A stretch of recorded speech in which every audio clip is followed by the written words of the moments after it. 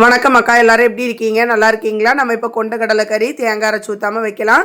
குக்கரில் எண்ணெய் விட்டு காஞ்சதும் பட்டை, கிராம்பு, ஏலக்காய், பிரியாணியில் போட்டு தாளிச்சிட்டு நம்ம பொடியாக நறுக்கி வச்சுருக்க பெரிய உள்ளி சேர்த்து நல்லா வதக்கி விட்டுறணும். கூடவே உப்பு, 2-3 பச்சை மிளகாய் சேர்த்துக்கிடலாம். உள்ளி நல்லா வதங்கி வந்ததும் அரிஞ்சு வச்சுருக்க தக்காளி பழத்தையும் சேர்த்துக்கலாம். இப்போ ரெண்டுமே நல்லா வதங்கிருச்சு. கூடவே இஞ்சி பூண்டு விழுது சேர்த்து பச்சை வாசனை போனதும் வத்தல் பொடி, மல்லிப்பொடி, கரம் மசாலா தூள், மஞ்சள் பொடி சேர்த்து நல்லா கிளறி விட்டுடலாம். இப்போ ஒரு 2 உருளைக்கிழங்கு கூட சேர்த்துருக்கேன். அப்புறமா ஊற வச்சுருந்த கொண்ட கடலையும் சேர்த்து நல்லா கிண்டி விட்டுட்டு நம்ம உப்பு தேவைப்பட்டுனா போட்டுக்கலாம். தேவைக்கு தண்ணி விட்டு குக்கரை மூடி வச்சு ஒரு 4-5 விசில் விட்டு எடுத்தோம்னா கடலை நல்லா வெந்திருக்கும். இப்போ இந்த கடலையிலேருந்து கொஞ்சம் எடுத்து மிக்சி ஜாரில் போட்டு நல்லா அரைச்சி எடுத்து அதையும் கறி கூட சேர்த்துக்கிடணும். நல்லா கிளறி விட்டுட்டு உப்பு பார்த்துக்கிடலாம்.